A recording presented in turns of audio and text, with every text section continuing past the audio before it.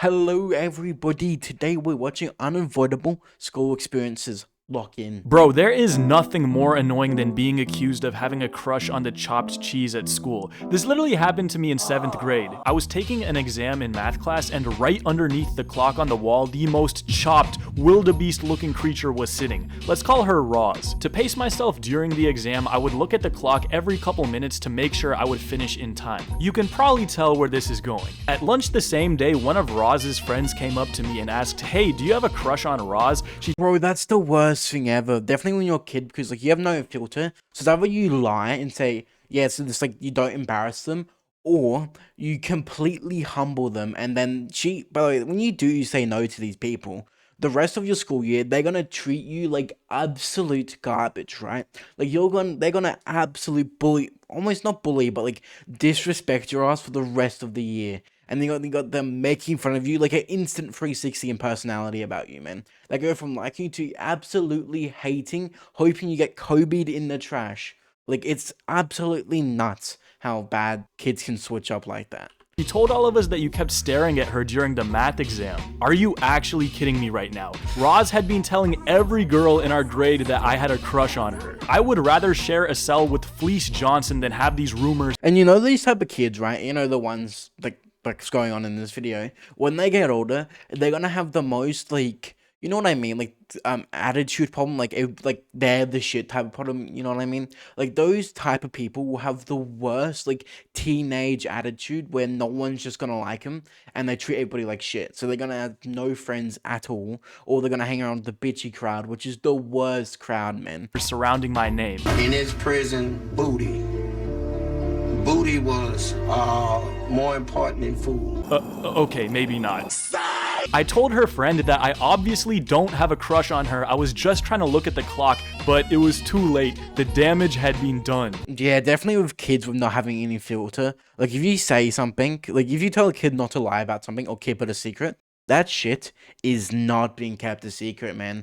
That shit's spreading like a bionic plague, right? That shit's wiping out half your school with the information. Like, you're cooked for basically the rest of the year until the kids forget about it, which is just cooked. Over the next week, I literally had to go on a campaign around my grade trying to clear my name. I was literally posting Snapchat stories telling everyone that I don't have a crush on her. The funniest thing is, the older I've gotten, the more I realized that this happens to a lot of people. Over the years, I've made a number of friends who've also been accused of having a crush on the most karate chopped looking creatures. At this point, I'm afraid it might be an unavoidable part of the school experience. Yeah, it's like watching event. crazy fights. Now, I never got into a fight at school. I was always a little too chill, a little too Yeah, bro, I don't know how people can actually get in fights in school. Like I know some people that get the whole school to absolutely hate them, like completely. I don't know what they do, but they do something that makes them absolutely hated.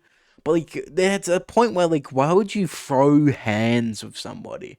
That's like, it's so weird. Like, you see someone throw hands, it's like, there's no way the beef went this hard, and you end up trying to get information about like what happened, and it will be the most minuscule thing ever that happened. Like, they bumped each other in the hallway and they started cussing at each other. It's just like, bro, get a grip. nonchalant to be doing devious activities like that. But when it came to watching fights, you know your boy gotta get the best seat in the house. The craziest fight I ever witnessed happened at lunch in 8th grade. You see, there was this kid in my grade named Zach. He was one of those kids that would misbehave so much that he couldn't be in The type of people that make teachers want to quit their job, man. Like, I've actually had one of those kids in my class before. It was like maybe a couple years ago, like maybe about 4-ish years ago. Man was such a trouble. There was two people, right? Two troublemakers. Fuck, they were annoying, man. They literally couldn't do anything. It could be the most minuscule stuff, like maybe reading time or fucking art, and they'll find a way to absolutely make everybody's life miserable. It's like, how can people be raised this shitly? It's nuts. regular classes and had to be in his own supervised classes. What? He was always skipping, and I'd see him hanging out in the gym or bathroom. Yeah, like they run out of the classroom, the teachers don't even care, and you see him like in the basketball hoop, just hooping shots and absolutely airballing everything because he sucks at basketball, but he wants to go pro. It's just like, those type of kids just should get kicked out of school, to be truthfully honest. Like, they're every once in a cooked. while. Now, it turns out that Zach had made beef with this kid Angel and his friends. Now, I don't know the details, but what I do know is that he told them that he was gonna pull up on them during lunch. You could say a lot of things about Zach, but what you couldn't say was that he wasn't a man of his word. I still vividly remember that day. I was playing NBA Jam on my phone at lunch in the cafeteria, and Little side rant. One thing I don't understand is, like, you're not allowed phones in school where I am. It's so stupid. It's like, I ain't going, like, this is like a very small school, so keep in mind that there's basically nothing to do. We have an oval, shit kid play equipment, nothing else, and you're not even allowed to go on your phones. And it's like, you can't even keep it in your pocket or your bag either. You have to hand it up to the office.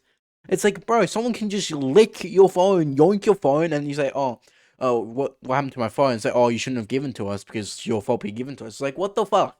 I gave you my phone and you yoinked it and lost it. It's your fault. Like, and the main problem is that is like they'll blame you for giving them phone, or there's a responsibility. You knew what could have happened if you bring your phone into school. It's like, bro, you literally lost my phone. Like, and I still don't understand. Like, I ain't fucking walking around an oval 30 times doing jack shit. Like, give me my phone so I can watch some random YouTube video or some shit and leave me be. out of nowhere, I hear kids cheering and screaming. I had no clue what was going on, so I turn around and I see Zach. Bro, a lot of school fights are like weird as fuck. There's like throwing. It's like people never know how to fight. I feel like the people that always get in school fights can't fight for shit. I'm one of those people, but can't fight for shit. But like, it's so weird. Like, you see them throwing hands and airballing it. They're basically like doing this, basically. Like the very wide shouldered punching. That's like the weirdest shit ever. And it's like, what? Like, there's no way the beef could run that hard. But like, there's no, what beef happened before that? Like, I feel like we're missing half the lore with this guy. Running full sprint followed by two teachers. He runs across the cafeteria right towards Angel and they immediately start throwing hands. Everyone is going crazy cheering them on, and then Angel's friend Raul, who was about 6'2", Bro, there's no way you're running up on a 6'2" dude. Like, that's cooked. Like, I wouldn't have the balls, man. I bet man's like skinny, 5'6", and he just pulled up to a probably jacked 6'2" tour. Like, you're basically getting shit on. 80 pounds, lifts Zach above his head and slams him on the floor like he's the Undertaker. At this point, Yeah, the teachers finally grab a hold of Zach, and we're all standing there like we just witnessed the rumble Man got humbled. I can tell you for a fact he's getting shit talked for the rest of the week. in the jungle. Every time I talk to someone I went to middle school with, I ask them if they remember that fight, and they always do. It's become like a core memory for us. Another core memory to everyone I went to school with has got to be the Williams Challenge. Now, unless you were in middle or high school in Plano, Texas in 2018, you probably have Yeah, I have no no clue idea. what I'm talking about. And after I tell you, you're gonna wish you still had no clue what I'm talking about. The Williams Challenge wasn't really a challenge. It was an incident that happened at Williams High School where one male student gave another male student $20 to give him Gluck Gluck. What? That is cooked, bro. Bro, imagine their parents finding out. Like, there's like they got told or something, like they dobbed or some bullshit, which is unlikely. It's a gay fucking thing to do. But like, that's nuts. Imagine like the parents' reaction when like they tell them they actually got that happen to them at school. Like, that's cooked. And like at school, like you can do all that stuff in your free time, but at school for $20, like it's like there's basically like there's not homeless people doing it, it's just like random people. It's like, it's cooked, man. Like, that's public shame type of shit. In a bathroom stall while a third guy recorded. Now somehow What? That's fucked. And he recorded it. Oh my god, the reaction where, like, if somebody, imagine the principal yoinks his phone, right, goes through it, and he just sees that shit. That's cooked. Like, he's absolutely cooked. this video got leaked and went quadruple It got platinum. leaked. Oh my god. His life is over. That all three of their lives are cooked, man. Oh, that's fucked. On Snapchat. I actually never got the video because I wasn't trying to get mixed up in all that, so I actually never saw the video, but the incident became Oh yeah, he's getting bullied for sure after that. legendary in my school district. The term Williams Challenge became commonplace in our vocabulary, and someone even made an Urban Dictionary post about it. As wild as that story is, I think we can all agree that $20 is $20. It's honestly crazy how quickly rumors spread throughout a school. Yeah, definitely higher schools, just because like there's like the gossip people in the school, and the gossip people gossip to every single people ever, and it just makes a lap around the school until your whole life is cooked. Basically, it's cooked. And it's not just students, teachers get it the worst. Because students have nothing better to do, they'll just make stuff up about their teachers. One time some kids found out Yeah, like that. Some of it gets so bad where like they basically make rumors about one of the teachers being a pedo or stuff like that, and it's just like you gotta feel sorry for the teachers. They like their life ends up being cooked. Like some of them it's like harmless, like some random bullshit. I don't have an example, but sometimes it's just random bullshit gossip. But sometimes it can be like that, which can absolutely ruin their career, man. Like it's fucked. out where one of our teachers lived, and they would post pictures of his house on Snapchat, which was weird enough. But on top of that, they said they saw him inside his house gooning.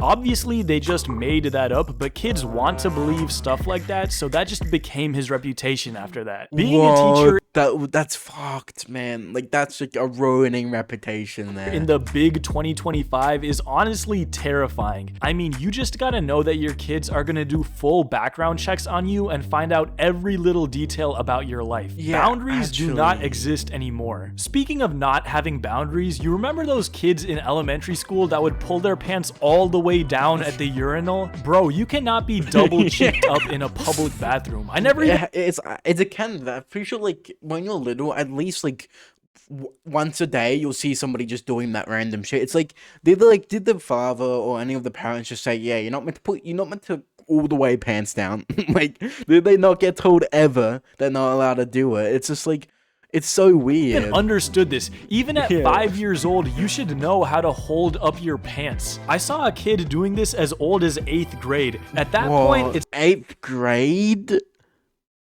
Bro, that's fucked. time to hop on the short bus, my guy. You are not ready. Like, I understand if it's like maybe the 3rd, 4th, maybe even the 5th grade at the maximum, but 8th, you gotta be joking, man. Like, public shame For general pop. Unfortunately, these guys aren't even the most annoying people in bathrooms. I mean, how can we Bro, I actually have a thing that's fucking annoying. It's the people that get toilet paper, right, wet it and chalk it up in the roof or the wall. It's like, that's just disgusting, man. Like, you just gotta feel sorry for the people who have to clean that shit. And it's just like, oh, it's like random toilet paper just chucked up on the wall. It's just such a stupid thing, man. It's just annoying as. forget the vape fiends who turn the entire bathroom into a cloud? Or what about that one guy who just randomly has like a barbershop business in there? Like, I respect your hustle, get your bag, but who wants to get their hair cut while mans is taking a dookie 5 feet away? Honestly, to me, the most annoying guys in bathrooms are the ones that are just standing there doing nothing. They're probably Yeah, like they have their phone in their pockets or they're skipping a class that they hate.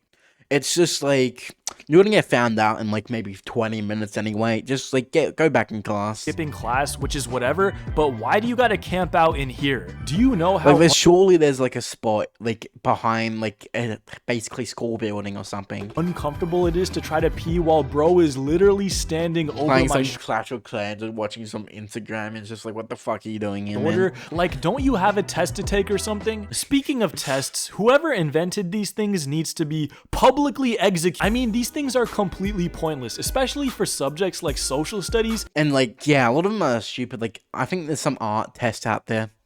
Like, in what world does that app matter to anything? You've got a lot of like, understand English, maths, and all those science, like main subject tests, which like is good, but like one of those side subjects like cooking, PE, like with a PE, we have the writing bit, and you get tests on that. And it's just like, it's PE, man. There's no way you're testing that. You literally just memorize the entire unit the night before the test and forget everything as Alright, I also remember when I had to take a test like ages ago. like we had to study before like a break and stuff, and we studied for like 40 minutes. I come back 15 minutes later, per break is short. I don't remember a single thing. It completely left my mind, and I'm sitting there. I'm basically thinking I'm fucked. Like, I don't understand what's my memory. I just can't remember anything, man. As soon as you turn it in. This leads to those days where you wait until the morning of your test to open your textbook and realize there's no chance you're gonna learn the material in time, so you just give up on studying and just rely on your test-taking strategies and Yeah, make up your own formula just to completely butcher it. Like, it'll be a written math question or some bullshit, and you'll get like a +7 out of nowhere. Like, deduction skills to get you through it. Now, most of the time this completely fails, but the Oh, yeah, few it does. times you do well on a test after going in raw makes you feel like you have the IQ to understand Rick and Morty. But the opposite is also true, and whenever you study for a test and then fail, makes you really consider oh yeah, like if you study for a test and fail, like you got to think you're probably never studying again. Probably thinking there's no point. Like, you would have to be horrible at studying, surely, like to get it wrong, unless it's like completely different for what you studied for, which makes sense why I get it wrong. But like, if you study for a thing and still completely fail, like, you weren't studying properly then. if you should become a professional risk taker instead of going to college. 34? Okay, what do you do? I am a risk taker. I'm a road runner. Yeah, but what does it even mean, man? Like, what do you mean a risk taker? Like, what do? Do you just try to start your business, or you just do nothing? Like, I actually have a really funny prom story, so if you want to see that in my next video, let me know down below. And follow me on Instagram. well, that's the end of this video. If you do enjoy videos like this, leave a like, subscribe, comment down below what video you want me to watch in the future. And that's me signing out. Yeah.